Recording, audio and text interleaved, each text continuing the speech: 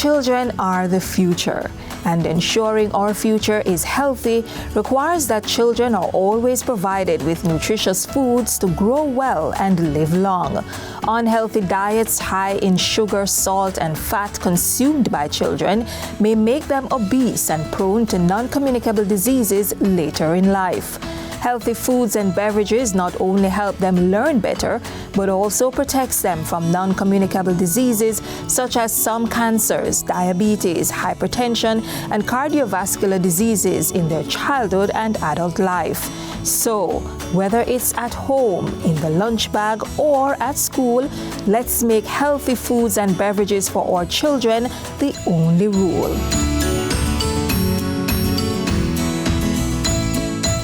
Speaking of healthy foods, did you know eating honey is a natural way to get an energy boost? Today is World Honey Day, and one way you can help our little yellow and black striped friends is by planting a bee-friendly plant, like sunflowers. Welcome to another informative and exciting Monday edition of Jamaica Magazine. I'm your host, Theodore Henry.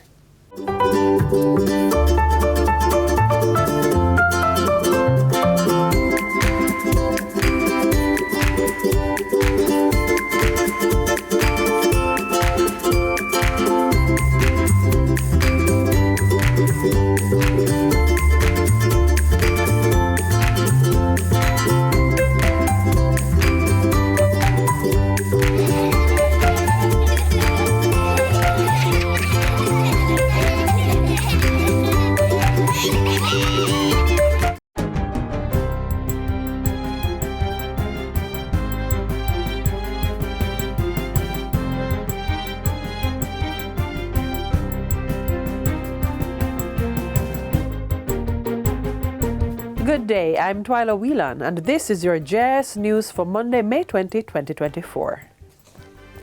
106 Jamaicans are now property owners, having received the titles to their residential serviced lots on Friday. Prime Minister Andrew Holness was at the handover ceremony for Phase 1 of the new Friendship Oaks development by the National Housing Trust, NHT.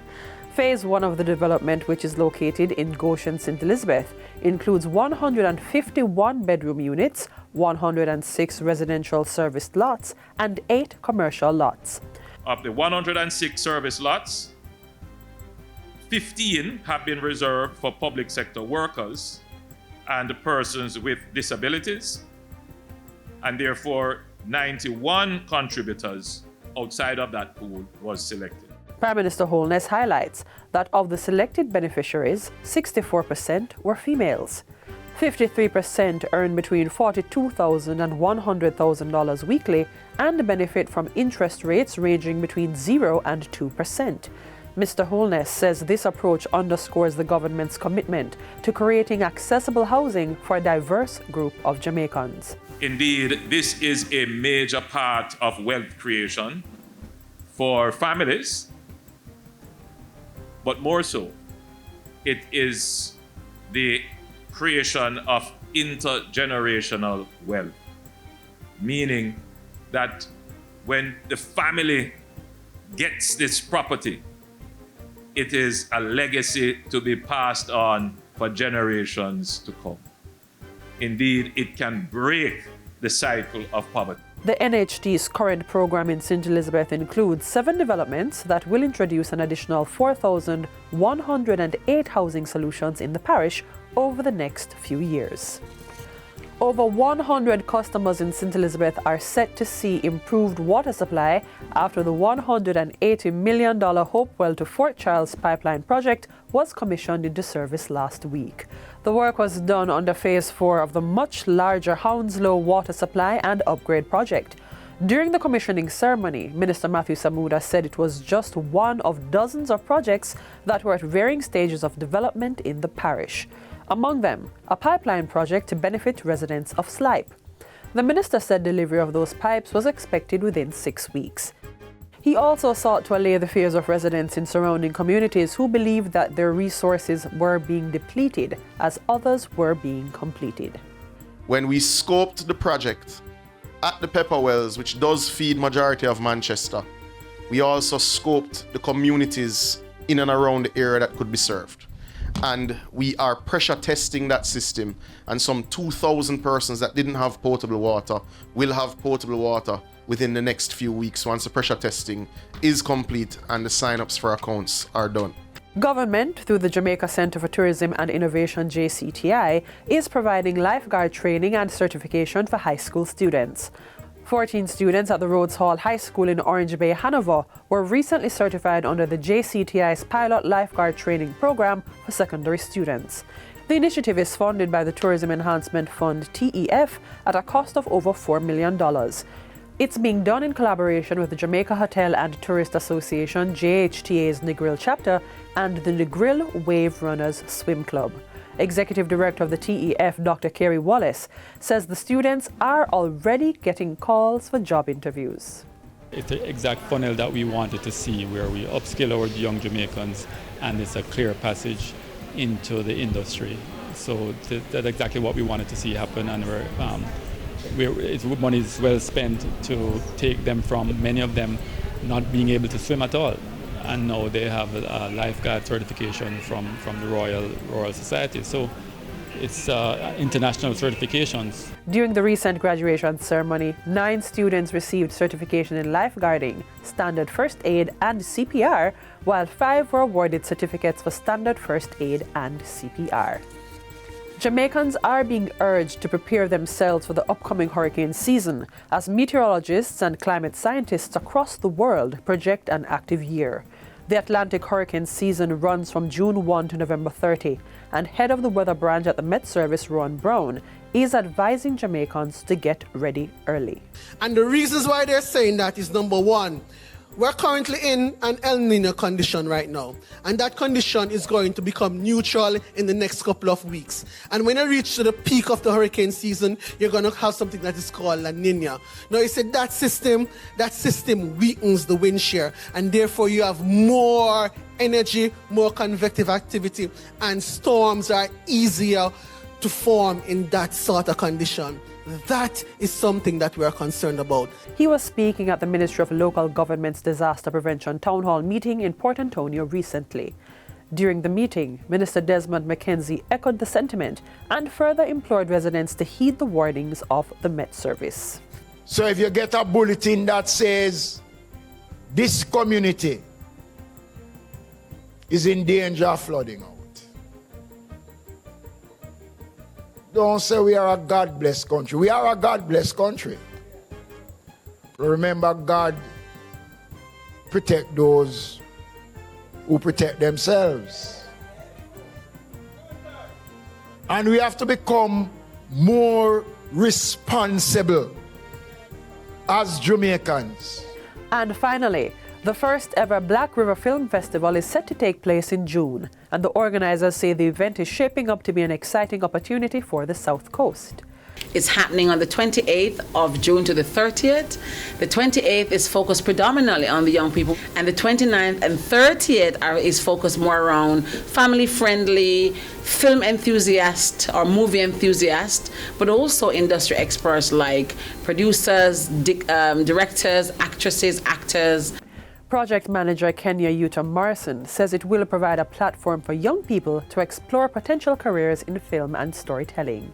We have a film festival show that they're also going to be performing in terms of a competition that they're doing. And so it's a short film competition. So when they submit that short film, we're also going to be screening that, and it gives them an opportunity to start to create content in a healthy, productive way that will then start to build their skills out. The festival will include a session titled Penning Pain to Purpose, facilitated by the Ministry of Education and Youth's Region 5 office. The festival will take place at Independence Park in Black River and will feature several guests, including Jamaican actor Cornelius Grant, who starred in the Bob Marley One Love movie. Interested persons can visit blackriverfilmfestival.com to find out more about the event. And that's it for JS News Today. I'm Twyla Whelan. Thanks for watching.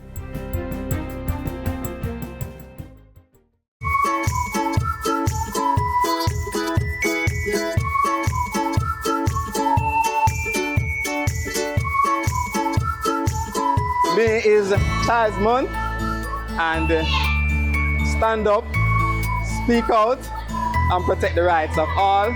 You can do your part, we all have to do our part, and that's the best way for us to grow as a nation and to raise up better children and a better people and society.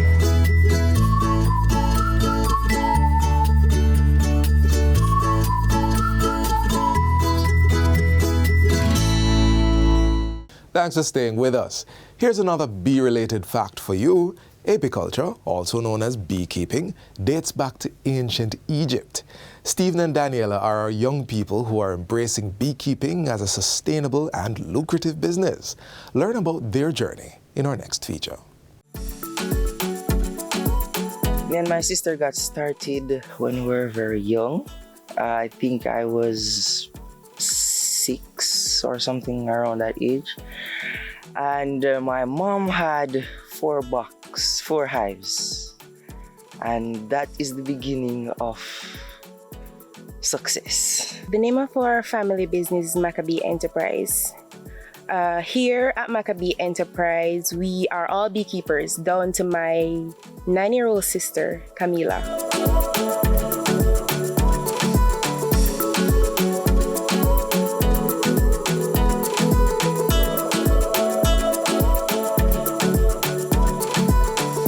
Working with the bees is nice. It's less challenging than back in the days.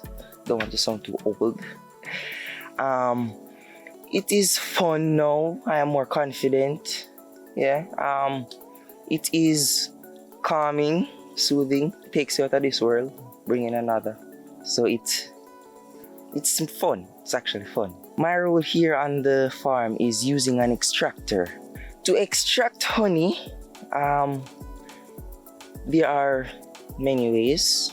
I will be explaining 2 ways. First is the professional method where you use an extractor. So you have a capping knife, a knife with like a serrated edge, and you would uncap, which is a thin sheet of wax on top of the comb with the honey inside. So it's like a seal. So you use a knife and uncap that. Then you put it in the extractor and spin it, and it would flash out on the side of the extractor and drain to the bottom, and then you leak it out into a bucket. The other way is, well, when you don't have an extractor, is that you would use a capping fork, or you could use a regular fork, and you would hold the frame like this, long way, and you'd use the fork and gently scrape the frame. So you're taking off the comb, you're removing the comb from the frame in a sense. But you'd have on the frame, there is a sheet of wax that we would put on as beekeepers, foundation. So it would guide the bees, to build more small cells that would get more workers in the hive.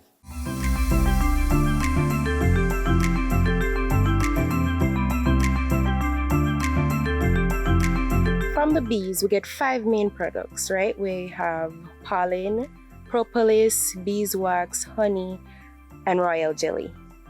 So based on those 5 things, we actually think about what we can do with those 5 things. So in beekeeping, we actually have honey flow periods and we have dirt season. Those are the 2 main periods. In between, we have like a pre-flow and pre-dirt, basically. But okay, so in our honey season, that's the time when they're on production. They're bringing in their honey, their pollen, everything up on top.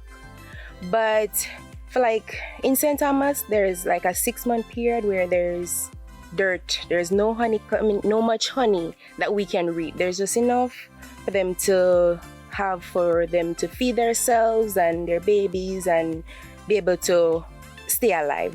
In the dirt period, when there's not enough honey for us to harvest and be able to sell, we do things like remove our old combs and boil it out, and we get wax. With the wax, we do like the body butters, we do candles, lip conditioner. So that's the wax. With the pollen, we actually collect the pollen, and the pollen is a very good multivitamins.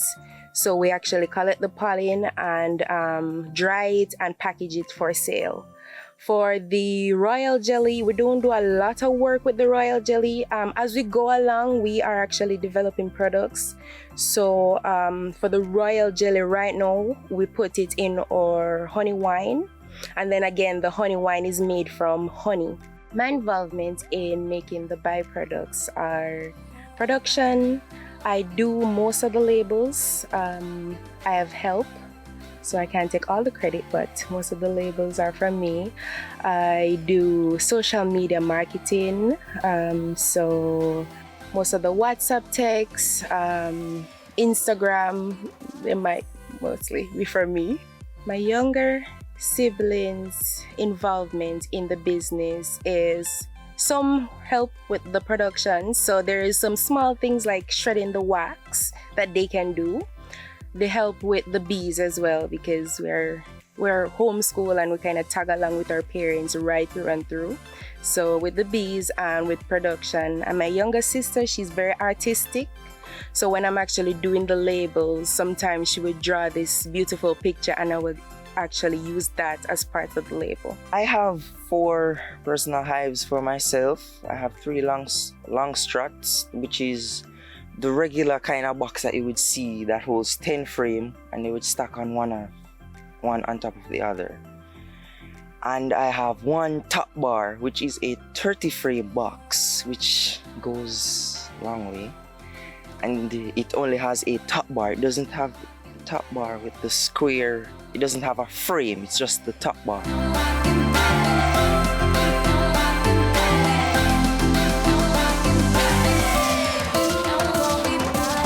My advice to other youth interested in beekeeping is you have to be persistent, and you have to be confident, and you have to be committed to beekeeping. Beekeeping can be very wide.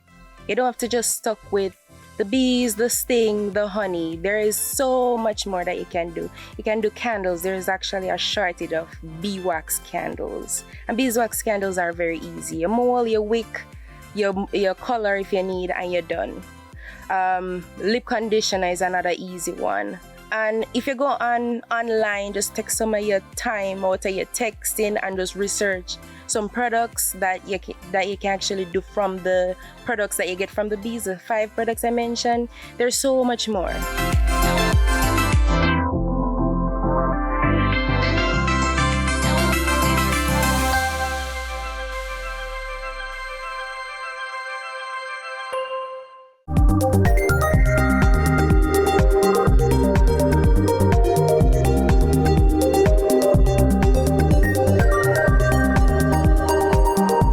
Jamaica's cultural history is rich in all areas, including theatre. Our next feature takes us through the evolution of this art form. Just before independence, with the great expectations of what was to come, that excitement would have informed the context within which we thought that it was now okay to put ourselves in art, whether it is music, dance, drama, painting. It's all theatre. When you see an artist on the stage, from the way he's dressed to the movement on the stage, the way the lights were, and everything, it's all theatre. The infectious nationalist movement of the 60s was clearly shaping several areas of the country's cultural landscape.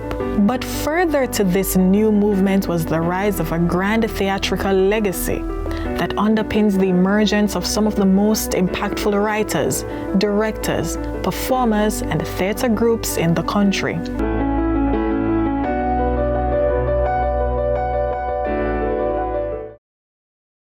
The 1960s made an urgent call for decolonization. There was the development of Afro-Jamaican forms of theater, mostly because of the works of pioneers such as Louise Bennett Coverley and Rani Williams. One of the things that comes to my mind as I think about the transition is something which the Honorable Louise Bennett Coverley once wrote about the pantomime. That the pantomime was grand, the pantomime was bright, and how much she enjoyed it, but nearly everybody white And so if we have that as a pre-independence context in which we operate, then we would be able to see more clearly how the meaning of independence, that we are now in control and we can represent ourselves to ourselves as we see ourselves in theater, would have impacted what we created. On the eve of the country's independence in 1961, the Little Theatre opened its doors. That period too saw the emergence of the Barn Theatre, the island's first professional theatre company. It began capturing the optimism of young Jamaicans who were eager to move away from European ideals. Independence signaled for Jamaica a great opportunity for us to shape our own national identity and to define who we were as a people. And so I feel like theatre at that time would have evolved from the influences of European theatre and would be a little bit more reflective of our own definitions of who we are and the things that were happening in our society. At the turn of a new decade came the rapid rise of Caribbean expression, and Jamaican theatre was now at its peak. The Jamaican School of Drama emerged. The 70s later gave rise to the Montego Bay theatre movement. Of note too was the staging of the 1976 Caribbean Festival and Arts, CarFesta, under the leadership of Wycliffe Bennett. And then, emerging later, was Jamaican Roots Theatre. Oh, look. Pretty? Dread. By opening up the arts and to the great mass of people, it means that everybody is now putting on plays and taking part in plays. Roots Theatre was using slapstick comedy to comment on current issues and focus the working class as the real heroes of society. There was also the rise of activist theatre, with new theatrical groups, such as the Sistren Theatre Collective. And that occasioned another shift about who we believe can be on stage and what kind of stories they have to tell. That opened a new window for women in theatre. The 80s continued reflecting the vibrancy of Jamaican drama. The Little Theatre movement's 1981 Panther, Pirate Princess, made it all the way to London, showing at the Hackney Empire Theatre. The 80s also welcomed the newly established pantomime company with its first production, Trash. I think was also born in that period of time that we realized that theatre isn't about you kin your teeth and that's it, as much as we learn for take kin teeth, keep a heart bun. But theatre is a very important arena of education. So your face looks so sour. Woman, I feel so sour that if you put me beside a glass of sugar and water, it bound to turn lemonade. The 90s heralded a new era for theatre. Jambiz International was formed, with many of its productions focusing on humorous entertainment. There's no K in certificate. This period was also marked by the staging of Theatre Fest, a festival of 4 plays. Much of the Jamaican theatre of the 1990s has spilled over into the 2000s and remains a commentary on social issues. A lot of what I see coming out of theatre in this moment is relationships. And this is why I say it's a reflection of society, because coming out of COVID-19, a lot of what the society has been anchored on is relationships. How have families come together to survive? How have organizations learned to depend on employers? What is the employee relationship? And Nancy pick up him.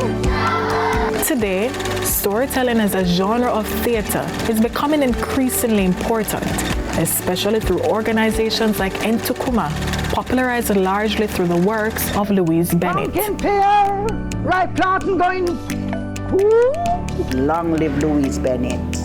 Long live Charles Hyatt. Long live Ranny Williams. And many others. They have certainly opened that door, A, because them they talk so, and B, because they did us the favor, the honor of recording our stories for us.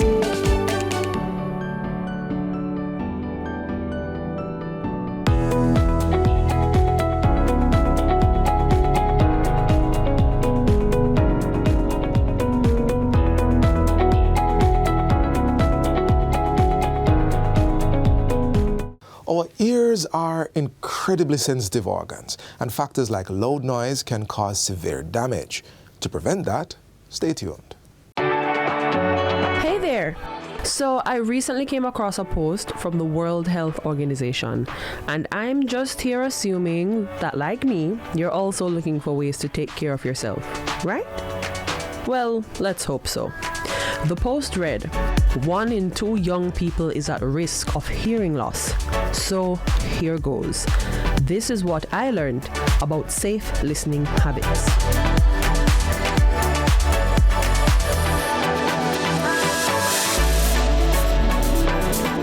How do you even know when noise is damaging your hearing? There are easy tells, and most likely you've experienced one, if not all. You have to raise your voice to talk to other people. You cannot hear what people nearby are saying. It hurts your ears. You have ringing. Did you hear that? Okay, back to what I was saying.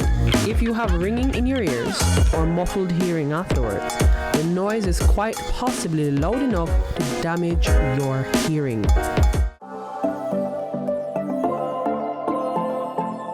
So, what can you do? Keep the volume down. Do not listen to music at more than 60% of the maximum volume. Do not use earphones or headphones for more than an hour at a time. Take a break for at least 5 minutes every hour. Use earplugs in noisy places. Also, if you're in a noisy environment, try to take a break every 15 minutes. Give your hearing about 18 hours to recover after exposure to lots of loud noise. Limit time spent on loud activities. Monitor sound levels using mobile apps. And finally, check your hearing regularly. We oftentimes drown our listening habits in the noise and the vibe, but as you just learned, it takes very little to take care of our hearing health. And that's it. Easy, simple, and done. Happy hearing.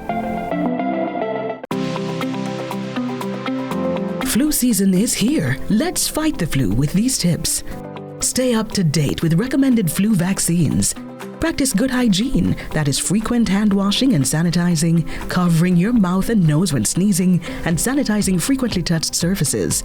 You're also encouraged to eat a balanced diet, take vitamin and mineral supplements. Stay hydrated, and stay away from persons displaying flu-like symptoms. Protect yourself this flu season.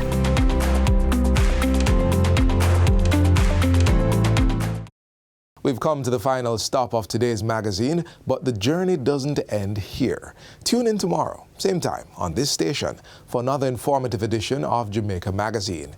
If you missed any of our happenings or you just want to learn more, visit our website at jis.gov.jm. Remember, the opinions of others matters just like yours. Listen to each other without interruption and use kind words to express your thoughts. From the production team here at the JIS, I'm Theodore Henry. Thanks for watching.